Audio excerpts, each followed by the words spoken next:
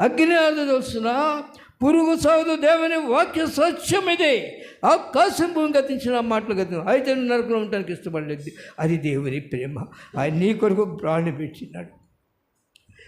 ఆ రక్తంలో నేను కడుక్కుంటావు. తెలియక అజ్ఞానానికి వెళ్ళావు కాదని, నేను తెలియక అజ్ఞానానికి వెళ్ళినాడు. తండ్రి ప్రేమ అర్థం కాకుండా వెళ్ళిపోయాడు. వెళ్ళిపోయినందువల్ల శత్రువు పట్టుకుని బంధించాడు. శత్రువు తీసుకెళ్ళాడా? అతను వెళ్ళాడా? తండ్రి దగ్గర నుంచి శత్రువు తీసుకెళ్ళాడా? కుమారుడు వెళ్ళాడా? ఎవరు చేశారు? శత్రువు తీసుకెళ్ళాడా? కుమారుడు అతనే వెళ్ళాడు. తెలుసా ఎందుకు వెళ్ళాడు? తండ్రి ప్రేమ తెలియలే, తండ్రి ప్రేమ అర్థం కాలేదు. తండ్రి పెడుతుంటే సుఖంగా ఉంటే ఏముంది?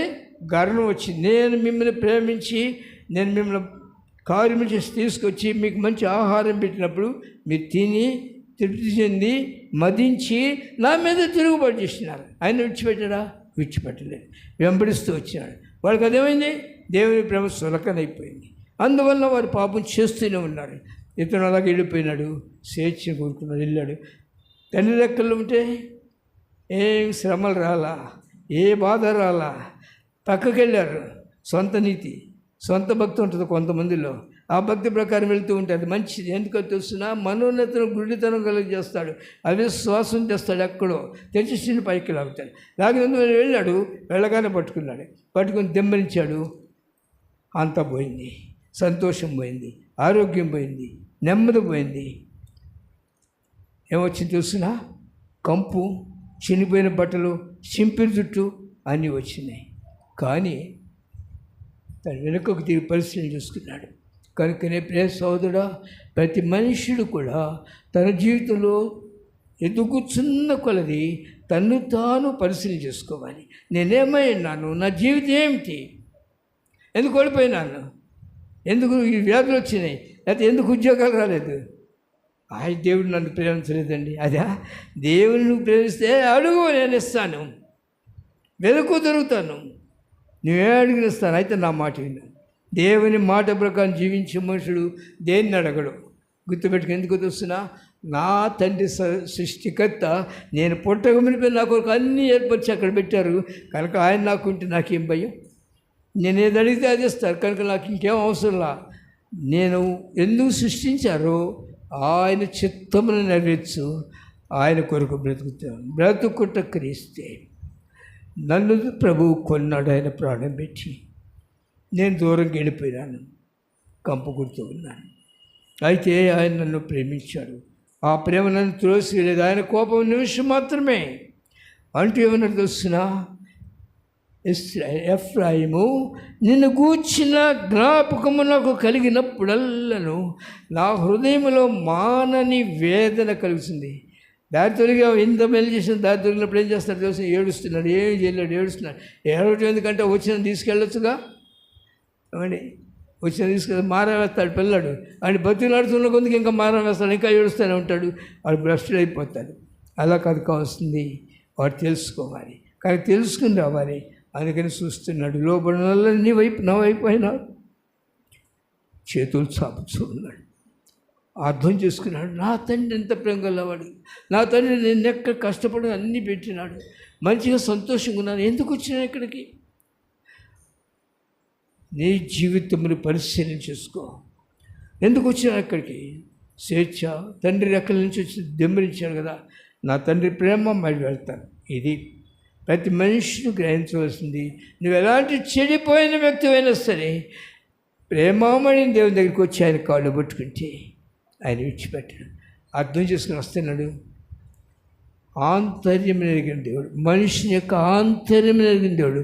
మారు మనసు హృదయం నుంచి వచ్చేది. హృదయంలో మార్పు నా తండ్రి ప్రేమమయుడు. నేను తిరుగుబాటు వెళ్ళినానుకో ఎలాంటి స్థితి వచ్చింది? నేను నా తండ్రి దగ్గరికి వెళ్తాను, దగ్గరవాడు. కానీ నేను ఆయన ఇచ్చిన ఆ యొక్క కుమారత్వాన్ని పోగొట్టుకున్నాను. పనివానికి ఉంటాను.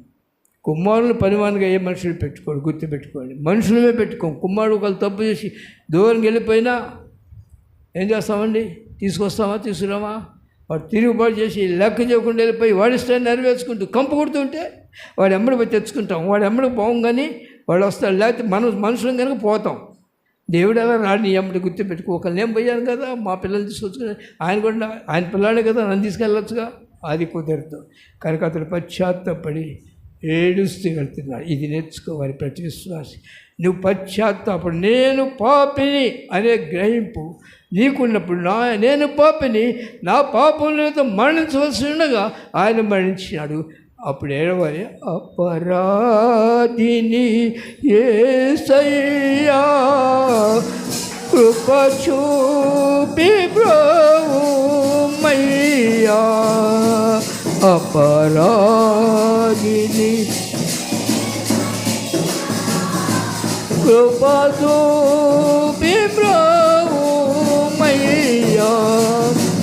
నెపమే దయమే కృపలో